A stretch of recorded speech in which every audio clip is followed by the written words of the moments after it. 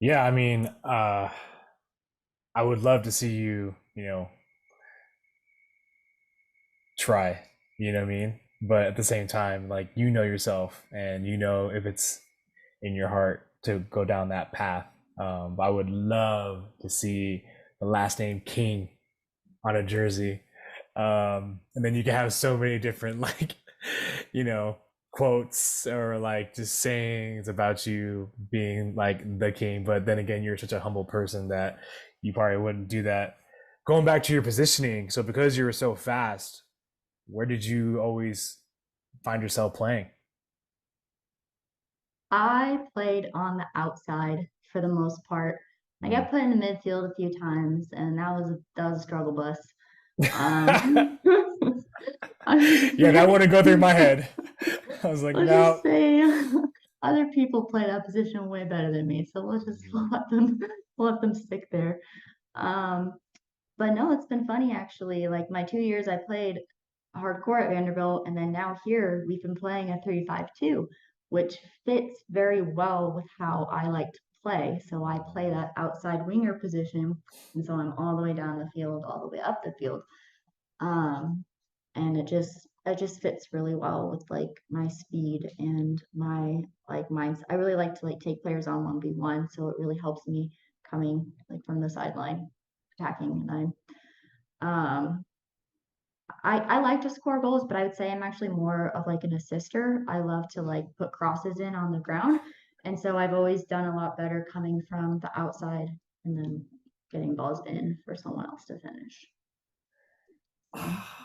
So I have two things that just came to my mind. It's like that's so not shocking because of like who you are. Like I'm sure people who are actually listening to you right now who don't know you, I'm sure they're probably some of them are like completely relating with like your faith and your background. It's like I can just yeah, you're like yeah, get it to me on the weak side. I'll go 1v1 and then I'll serve it in and someone else can tap it in. Um, I can yeah, that pretty much sums you up right there. But what's interesting too is I'm curious what your thoughts are on this. How do you go from you right now to training slash playing? Because I tell players all the time, if you act the same way when you're at the dinner table with your family as you are competing in certain environments, you're never going to compete. So you almost have to shift and you have to put yourself in a different mindset. Um, because what was interesting about you is that knowing who you are as a person, but then as you are on the field, like you are two different people. I mean, doesn't mean if someone got hurt that you're not going to be the first one to go over and make sure that they're okay. I mean, that would be you. But at the same time, like you have that relentless mentality where, again, like 1v1, like you're trying to beat that person. You're doing everything you can. Like it's physical. You're using your arm, your body, right? So is that natural for you? Have you even kind of thought about that, about your ability to naturally go into that mode? not really. I've always been very resilient just because of some of my life experiences, and so I think some of that translates onto the field, Mm. just like that ability to just keep going and going.